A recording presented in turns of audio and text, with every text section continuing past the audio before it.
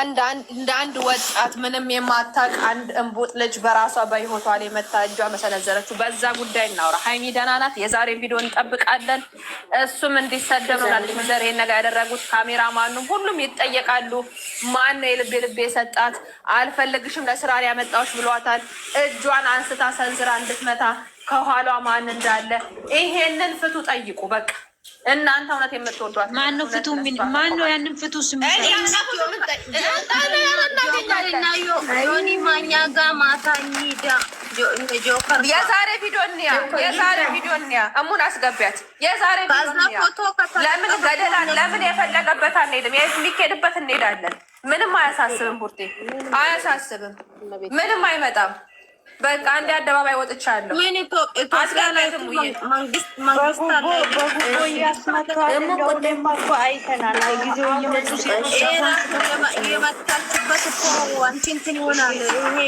ገኒ ተናገሪ፣ ገኒ ፍቅር፣ ሁላችሁም ተናገሩ፣ አትፍሩ። በቃ እንሄዳለን። ለምን እንፈራለን? ለምንድን ነው የምንፈራው? ምንድን ነው እዚህ ጋር የምንፈራ ከሆነ ምን እናደርጋለን? ገዝታችንን ከፍተን እሺ እኮ ፈርቼ አይደለም። እኔ ማንን ማፈራም ከፈጣሪዎች አንድ ሰው ምንም ብንናገር ዋጋ የለውም። አይቀርም። አሁን ታብታብ አድርጉ እስኪ 68 ሰዎች አላችሁ። ዱጋ ከላይ ሰባይ አሬ አትሞ ኮመንት ይረት ፖስት አድርጌ እናንተ የሃይማኖቶች ይችላል ብሎክ አደረጉኝ። አሁን ምንድን ነው ብሎክ እግዚአብሔር ይስጣችሁ እህቶቼ፣ በእውነት ፈጣሪ ይባርካችሁ። እውነት ለመናገር በቃ ማንም ስለ ሀይሚ እውነታውን ትክክለኛውን ነገር በቃ ማወቅ አልቻልኩም፣ መስማት አልቻልኩም። ትላንትና ማታ የነ ሀይሚ ቪዲዮ ካየሁ በኋላ ወደ ዩቲዩብ ዝር አላልኩም ነበረ። ምክንያቱም በጣም ደብሮኝ ነበር፣ በጣም ከፍቶኝ ነበረ። እንደ አጋጣሚ ግን ዛሬ ያው እነ ዩዘር ታውቃቸዋላችሁ፣ የሀይሚ እህቶች፣ የሀይሚና የብሩክ የእውነት የልብ ወዳጆች ያው ደህና እንደሆነች ተናግረዋል። እንግዲህ ያው ለእኔ በትንሹም ቢሆን አረጋግቶኛል። እናንተንም ቢሆን ይሄ ምናልባት ያልሰማችሁ ያላወቃችሁ፣ እንደኔ የተጨነቃችሁ፣ እንደኔ የከፋችሁ፣ እንደኔ ያለቀሳችሁ፣ እንደኔ ስለ ሀይሚ ላመማችሁ ይጠቅማችኋል ብዬ ነው ይህን ቮይስ ይዤላችሁ የመጣው ሪከርድ አድርጌ እነሱንና እግዚአብሔር ይመስገን እንኳንም ነቃች። እንደሰማችኋት እንግዲህ ሀይሚ ደህና ናት፣ ነቅታለች። ካለችበት ቦታ ያው ቪዲዮ ይለቀቃል ማታ። የዛሬውን ቪዲዮ እኔና የዛሬውን ቪዲዮ እንጠብቅና የምንወስነውን ውሳኔ እንወስናለን ብለዋል። እንግዲህ ማንም እንደሌላት ተቆርቋሪ እንደሌላት ሰው እንደሌላት ሆና እዛ የማንም ሙርጋጥ እየመጣ እጁን ሲሰነዝርባት ማየት አንዲት ህፃን ልጅ ላይ አንዲት ጨቅላ አንቦጥ ገና ታዳጊ የሆነች ህፃን ልጅ ላይ የማንም ቆርቆሮ እየመጣ እጁን ሲሰነዝር ማየት በጣም ያማል። እውነት ለመናገር የትላንትናው ቪዲዮ በጣም ያማል።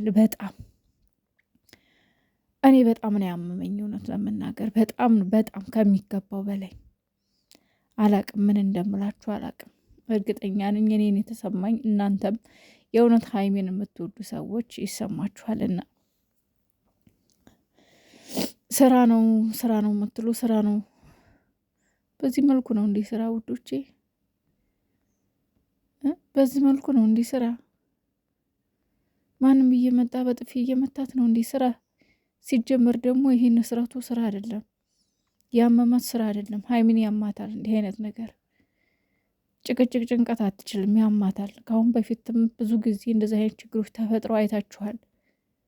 የሆነ ነገር ውስጥ ስገባ እንደዚህ አይነት ህመም ብዙ ጊዜ ራሷን ትስታለች።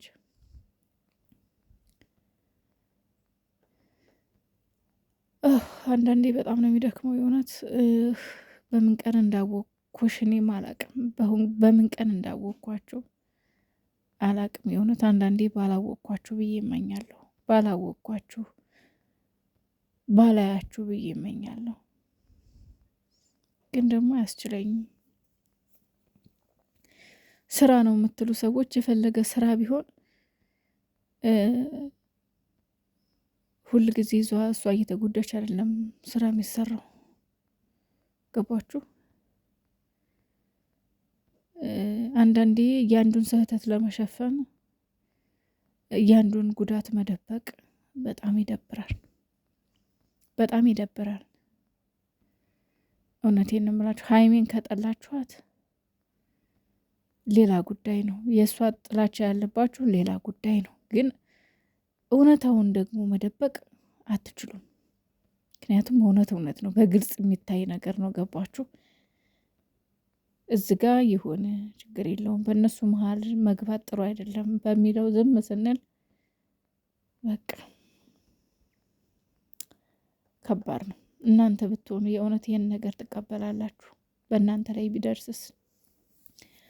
ስራ ነው፣ እሱ ምን ያርግ እያላችሁ ለምትጮሁ ደግሞ ብሩኬ ምንም ያድርግ አላልንም እኛ፣ ምንም ያድርግ አላልንም። ግን ልጅቷን ማስቆም ይችላል። ገባችሁ?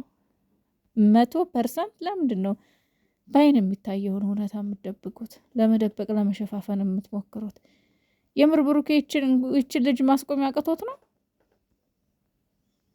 እሱም ብላ ነው አይደል የምትመጣው? ስለዚህ እንዴት ይሄን ማስቆም ያቅተዋል? ይሄን ማስቆምማ ምን እንዲያቅተው አይችልም።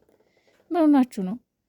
እውነት ህሊናችሁ ላይ ያለውን እውነት ለምን ትደብቃላችሁ?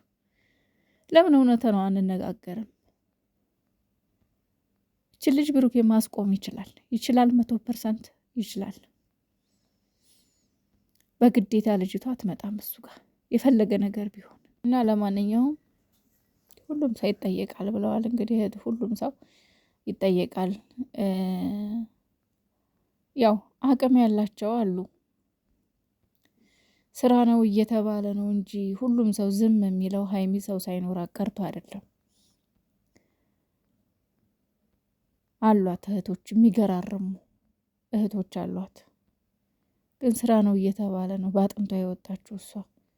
ዝም እየተባለ ስራ ነው በእነሱ መሀል አይገባም እየተባለ